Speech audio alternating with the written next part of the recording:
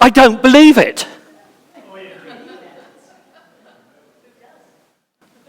How can they think that? Haven't they ever read the Bible? I'm not going to have anything to do with them.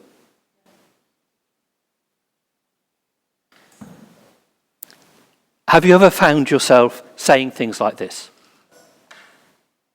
Or at least thinking them? There are lots of things around us that we disagree with or find annoying for one reason or another. And that's true both in the world and, unfortunately, here in the church. We can have strong feelings about some subjects. One of the things that's been going on in the Church of England is living in love and faith. Now, according to the media, it's all about same-sex marriages and about how the Church of England is so behind modern thinking about the subject. Of course, God's opinion doesn't get a look in. Living in love and faith is about more than this. But then the media never let the facts get in the way of good headlines. But the subject does raise strong feelings. Here's the feelings of one set of people. Note the one in the middle. There's not much subtlety here. It's easy to see what they think. Their message is all about hate. You may have seen this bunch on the news. A couple of years ago, they made the news quite a bit. It was a church in America. I'm not sure they're still going, but even their website had hate in the title. They hate just about everything. I don't believe it. Haven't they ever read the Bible? God is a God of love.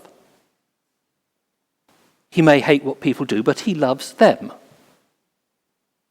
We all know that, don't we? But, they're not alone in their feelings. Here's a quote from the other side. I'm not quite sure where it originated. It went about in social media a bit before it got to the website that I saw it on.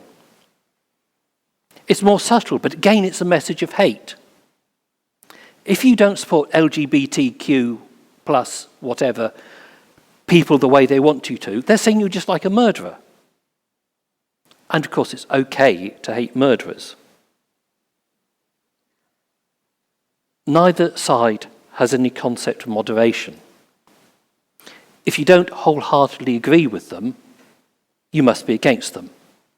Now, of course, that's not true. You can disagree with someone without wishing to kill them.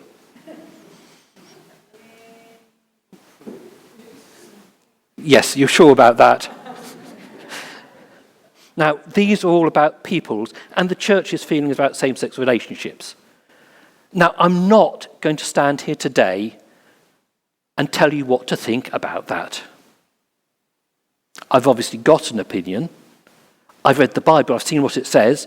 I've made my own mind up. But I'm not going to tell you what that is. Not today, not even if you ask. What I want to talk about today is how we deal with Christians that we disagree with.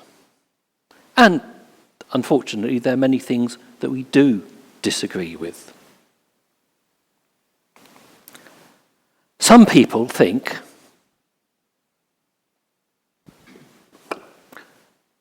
that the Bible translation we use is an abomination. Only the King James Version of the Bible can be used. They seem to think that Jesus talked in 17th century English. He actually spoke Aramaic. To some, the use of drums in worship is an abomination. There are even some who think that we shouldn't sing at all in church.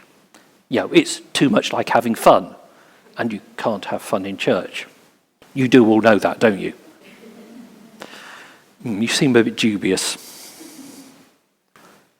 Or how about what we disagree with as individuals? Have you ever thought, Well, if I'd known he was preaching, I wouldn't have bothered coming. Maybe you're thinking that now. Do you dislike the way that Mike leads sung worship? Do you find particular people irritating? Maybe we can compare lists at some point. Well, probably better not. Do you think that as a church we put too much effort into doing one thing when we should be doing something different? Last week, Jeanette gave some of the groups in the church letters to decorate and bring back, show we're together. But she only could give them to some groups. Now, there are emails going about during the week trying to work out how many groups we had in the church doing things. And it's a long list. Do you feel left out? We're not meaning to leave you out. But I've heard people say that we do put too much effort into one thing. We should be working in other things. How do we deal with people or churches or groups within the church that we disagree with? That's where today's passage comes in. So let's set the scene. Okay, the picture's completely inaccurate, but who cares? It's the day before Jesus is crucified. The Last Supper has ended. Judas has gone away to do his thing. And Jesus talks to his disciples. It's the last bit of teaching that he gives them. And then he ends up with a prayer. The whole of this chapter is a prayer. He starts by praying for himself, and under the circumstances, he's going to be crucified, that's understandable. He then prays for the disciples, for when they are without him. And finally, he prays for those who will believe because of the disciples. That's us.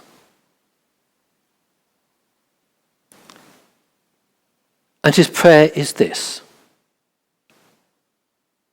I pray also for those who will believe in me through their message, that all of them may be one, Father, just as you are in me and I am in you. Now just think for a moment how staggering this prayer is.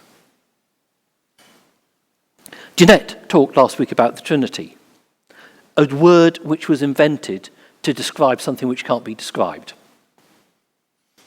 We talked about it in my course, and we all agree that it can't be described.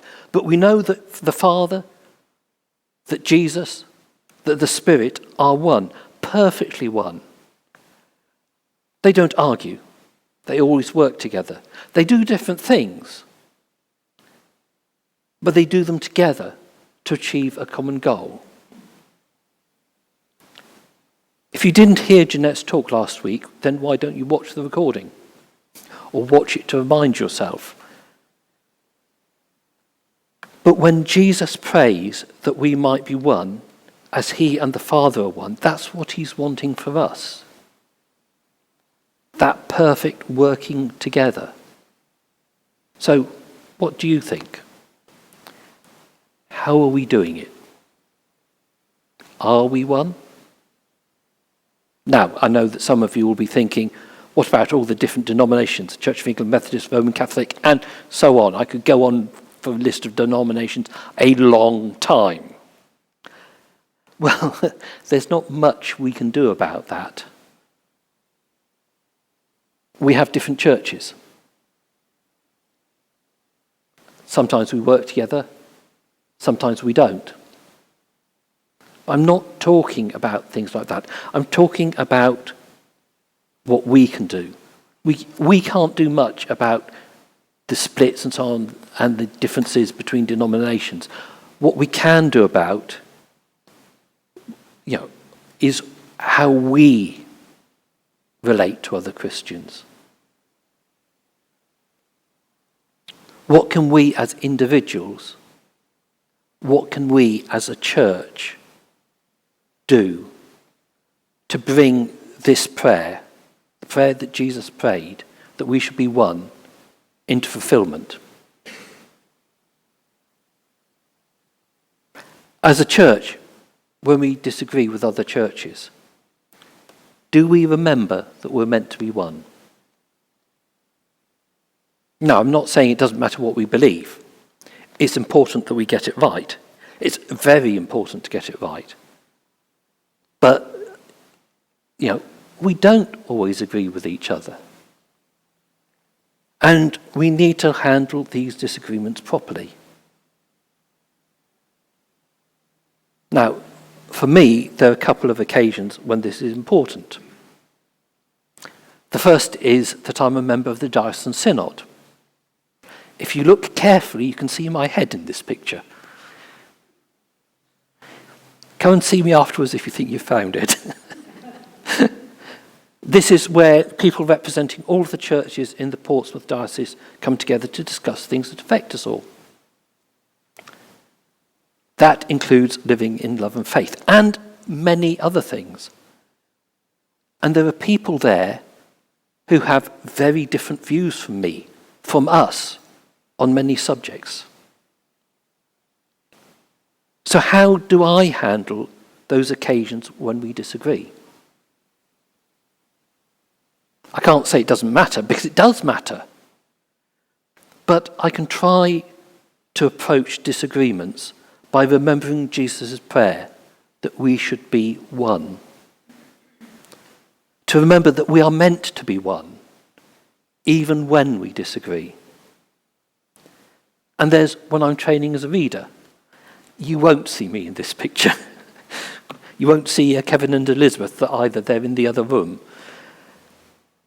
I'm in classes with people who have different beliefs to me. Now, how do I handle that? One thing that actually makes it easier, I've got to know these people. One thing that makes it easier is to remember that they're all on the course because they believe in Jesus, because they love him. They may work that out in a different way to me, but they love Jesus. And that's important. In Romans chapter 10 and verse 9, Paul says, "If you declare with your mouth Jesus is Lord, and believe in your heart that God raised him from the dead, you will be saved." It's very simple. That's all there is to being a Christian. Okay, all you have to do to be a Christian. When you're a Christian, there are many things that God asks you to do. But this is the basis of what it is to be a Christian. To be able to say, Jesus is Lord. And to believe that God raised him from the dead. Now, that is not to say that other beliefs are unimportant.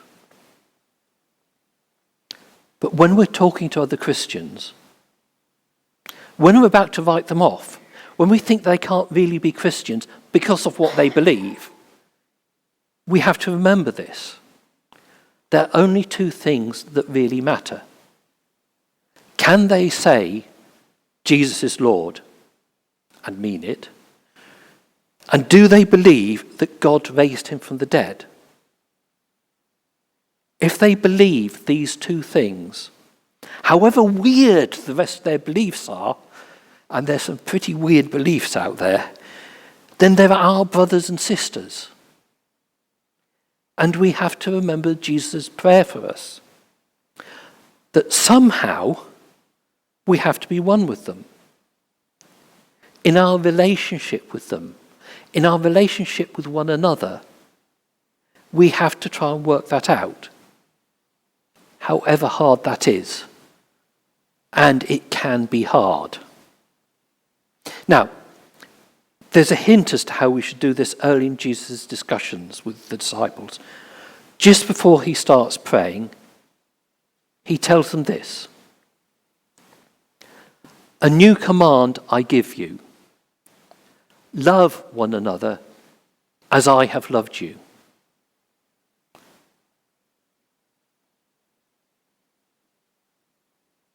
Sorry, as I have loved you, so you must love one another. Obviously going back to an old version. By this, everyone will know that you are my disciples, if you love one another. He's talking to his disciples. But it applies to us as well. When we're having trouble with Christians, with another Christian, we need to love them. That's not easy.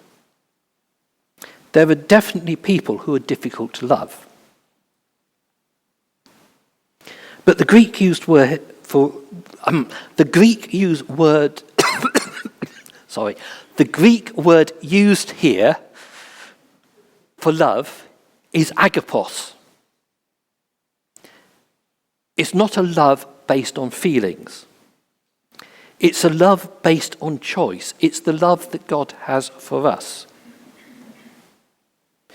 The closest word in the English language to it, in some ways, actually is charity.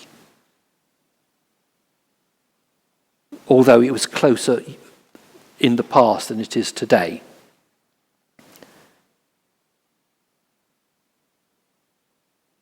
When God looks at us, do you think he gets warm, fuzzy feelings? Do you think we're lovable? He tells us to do one thing for our own good. We do something different. We fight each other. We're full of hate, disagreement. But he chooses to love us anyway. And that love means that Jesus came to be crucified for us, to save us. And that's the love that he wants us to have for each other. That's the love that he commands us to have for each other. And notice how the passage ends. It's by our love that people will know we're his disciples. It's by our love that people will get to know him. And that's how today's reading ends as well. That if we're one, then the world will know that he loves us.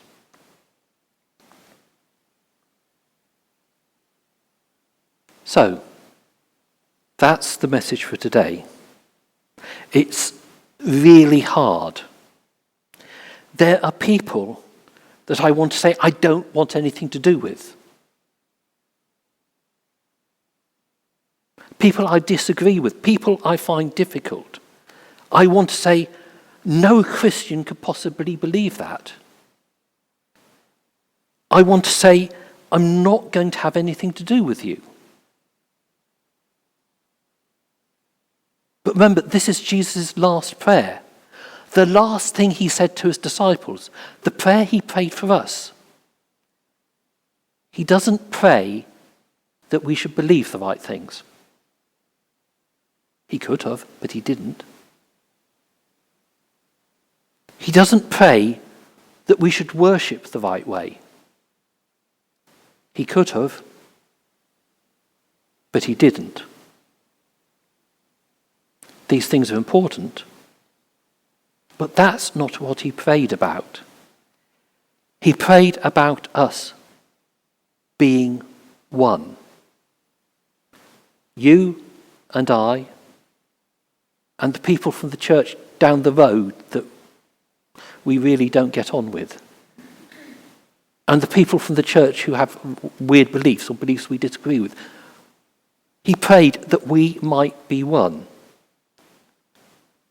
Somehow, I've got to approach other Christians and churches that I disagree with and try to work out how I can play my part in fulfilling Jesus' prayer.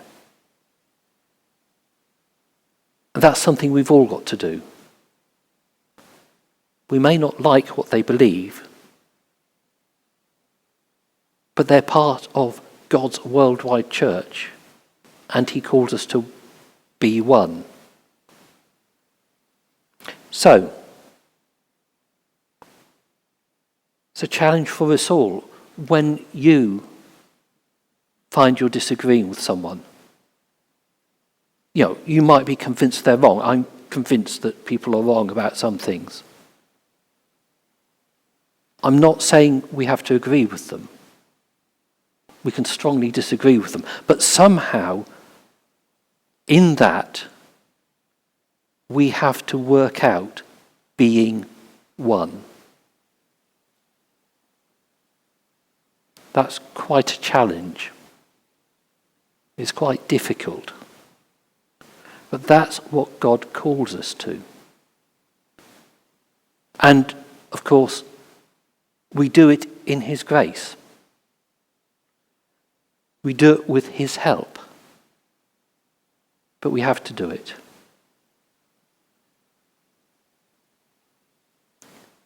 Amen.